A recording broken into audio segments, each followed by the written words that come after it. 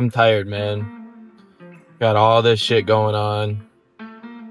Just keeps stacking up. Just seems so insurmountable. I don't know how I'm gonna overcome all of it and get everything done and give everything that needs my time and attention. I don't know how I'm gonna hit everything. I don't know how I'm gonna get around to all of it. But guess what, brother? Everybody's busy. Everybody's got a lot going on. Everybody has a lot on their plate right now. We can't expect others to make exceptions for us. We can't expect others to care about the fact that we're super busy. Whatever. It doesn't matter. Nobody else cares. We shouldn't be affected by the fact that we have a million different things stacking up on our plate. Just because life is getting busier than you're used to, just because you have more responsibility than you've ever had before, does not mean you're now allowed to slack off and complain and get overwhelmed. And it's okay to have feelings of being overwhelmed, and it's okay to feel stressed, feel anxious about things. But understand that the only way to get rid of these things, the only way to help yourself out of these situations is by taking action, taking accountability, taking responsibility for the things on your plate. It's really stupid to think that looking at a long laundry list of things that need to get done and complaining about how much you have on that list is going to alleviate and fix the problems that you're dealing with. Recognize that you have a lot of shit to get done and then get after it. There's a pretty famous clip from Kobe Bryant. The interviewer asks, what's the smallest amount of sleep you ever played a game on in your career? And he just casually says, no sleep. And the interviewer is kind of like taken aback. He's pretty surprised, you can tell. He's like, what do you mean you played a game on no sleep? Are you kidding me? He's like, yeah, I know. One of my daughters had some sort of health issue going on, ended up in the emergency room or hospital, whatever it was, and had to take care of things. I got priorities, but at the same time, teammates, coaches, fans, none of them care, nor should they care. And in his situation too, he understands, like, I'm paid millions of dollars to do this thing that I love. Not only that, but I have a certain standard that I hold myself to, and I'm not going to miss a game. I'm not going to disappoint fans, teammates, coaches, just because I am lacking in a little bit of sleep, because I had other things that needed to be taken care of in my personal life. And I'm not saying we all need to be grinding on 0 hours of sleep 24/7. That wasn't a normal thing for Kobe, but in that moment, he understood, like, it don't matter. Other people, the fact of the matter is, don't really care about what you're going through. They don't really care about how much you have on your plate. They don't care how much you slept last night. They don't care if you're a little bit sick. They don't care if you're a lot of bit sick, because if you're able to get yourself up and out and put yourself in a position of being at work or whatever it may be, no matter how sick you are, then everybody is expecting you to perform as usual. And you got yourself there, you put yourself in that position. So what's the excuse to not at that point? If you thought you were too sick to go to work and put in what you normally put in, you should have stayed home, right? And rested and recovered so you could get back at it the next day at 100%. Life will always be overwhelming if we always look at it through the frame of, I have so much to do, I have so much on my plate with not enough time.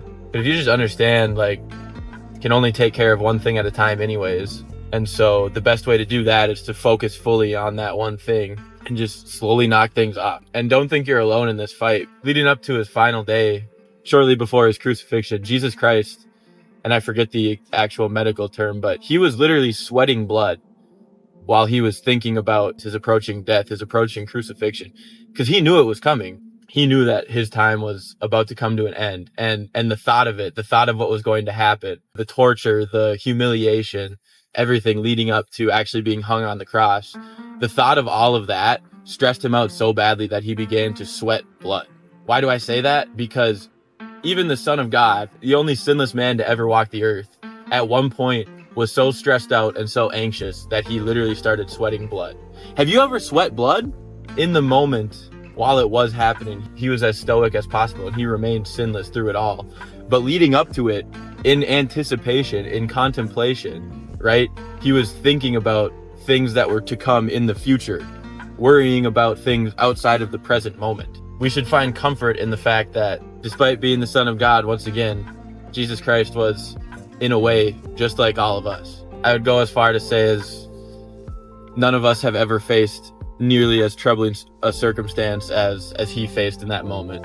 And so through that, I believe that if we find truth and we can put faith into the works of Jesus, into his life, we will be much better equipped to handle stressful situations, whether it be at work, whether it be at home, whether it be in our friendships. No matter what it is, we can rest assured that as long as we have Jesus near and dear to our heart, we are going to be able to endure through just about anything. Check that.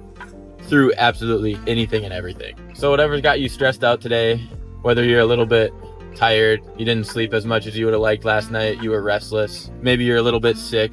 If Jesus Christ was able to endure his final day, put up with all the pain, suffering, torture, agony, humiliation, and ultimately crucifixion, don't forget too, he did rise again.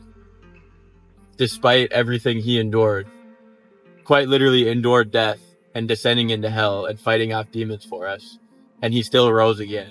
With stories like that, true stories like that, for us to pull on and think about and draw inspiration from, there's truly nothing that we can't overcome in this life. There's truly nothing that we cannot surmount. But we have to understand that our mindset plays a huge part in our ability to surmount obstacles and to overcome adversity. If we have a shit mindset and we don't think that, we're capable of anything, we think we're weak, we think we're undisciplined, we call ourselves lazy, we don't have positive self-talk, we're not going to have the confidence to attempt to overcome. Even the easiest obstacles to overcome, we're not going to have the confidence to even try because we've already convinced ourselves that we can't. The life of Jesus Christ and countless other brave men and women who soared to absolutely astronomical heights say otherwise. We're all the same at the end of the day. At our core, as humans, we're all the same. We all have the same potential. The only difference is 99.9% of us don't ever truly allow ourselves. We don't get out of our own way and allow it to happen. The second we feel a little bit of pushback, the second things are a little bit uncomfortable or uncertain, we fall back. We let off the gas pedal. Oftentimes we actually smash on the brakes because we're so scared. But it's in these moments where we feel uncomfortable, where we feel unsure, where we're not 100% positive what the best course of action is. It's in these moments where we learn and grow, and it's those experiences that allow us to realize that there's more within us. We have a lot more potential than we really think. But we need to allow ourselves to access it. We need to stop cutting ourselves down and selling ourselves short. And until we're able to do that, we will continue to be locked in our old ways, locked in our misery, locked in our feelings of hopelessness. But through the life of Jesus Christ and by having faith in him, we can endure. We can push through adversity that at one point we thought completely unconquerable. I've begun to say it. I've begun to preach it. In these recent videos, I'm going to continue to preach it. In my strong personal opinion, God is the way. Jesus Christ is our answer. He died for us and we've been redeemed. And through him, through his story, through his life experiences, through his inspiration, we are able to realize that we can also accomplish anything. He saved all of humanity, past, present, future. If you aren't able to look at that and realize that is the most extraordinary thing that has ever happened and will ever happen in human history, I don't know what to tell you. Thanks for checking this one out, guys. Truly appreciate it. We'll see you in the next one. Peace out.